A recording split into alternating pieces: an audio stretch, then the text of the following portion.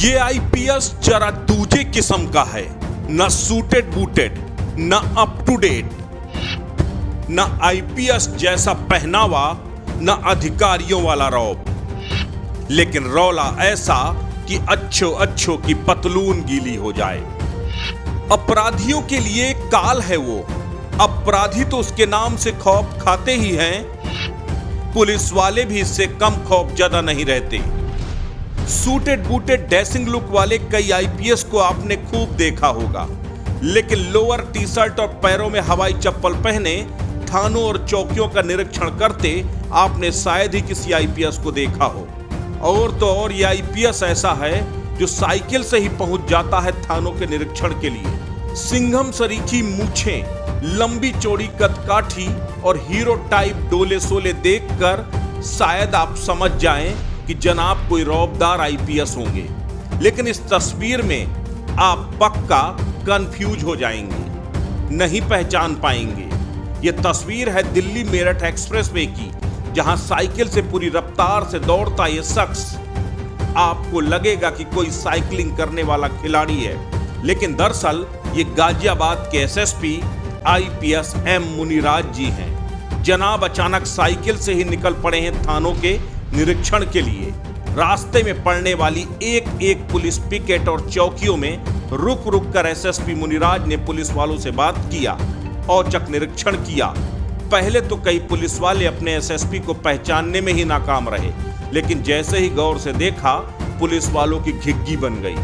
उन्हें यकीन ही नहीं हुआ कि उनके जनपद का कप्तान साइकिल से ही निरीक्षण के लिए निकल पड़ा है। पुलिस कर्मियों को मुनिराज ने काम में लापरवाही के लिए फटकारा भी और काम में ध्यान देने के लिए पुचकारा भी। इसे सनक कहेंगे या फिर अपने काम के प्रति दीवानगी। दिल्ली मेरठ एक्सप्रेसवे होते हुए कप्तान साहब 85 किलोमीटर का सफर साइकिल से ही तय कर गए और जगह जगह रुककर पुलिस वालों से बात किया। उसके बाद भोजपुर थाने में औचक निरीक्षण के लिए पहुंच गए। एसएसपी साहब जैसे ही थानों में पहुंचे, वहां मौजूद पुलिसकर्मी सख्ते में आ गए, क्योंकि ना कोई हूटर, ना कोई सायरन, ना कोई गाड़ी। जनाब साइकिलिंग वाली ड्रेस में पहुंच गए थाने का निरीक्षण करने। थाने के बाहर लटका हुआ थाने का बैनर देखकर भोजपुर थाने के एसएचओ को फटकार लगाई।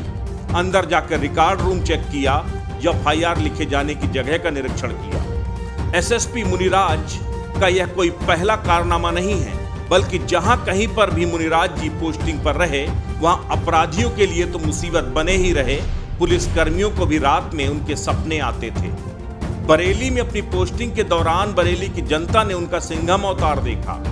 यही वजह है कि बरेली के किसी बच्चे से अगर आप पूछिए कि बरेली का सिंघम कौन है, तो एक एक बच्चा बता देगा कि आईपीएस मुनिराज जी यहाँ के सबसे बड़े सिंघम थे। बरेली में पोस्टिंग के दौरान आईपीएस मुनिराज ने बीजेपी विधायक पप्पू भरतौल के खिलाफ ही एफआईआर लिखवा दी थी, जिसके बाद मुनिराज बरेली में सिंघम के नाम से विख्यात हो गए।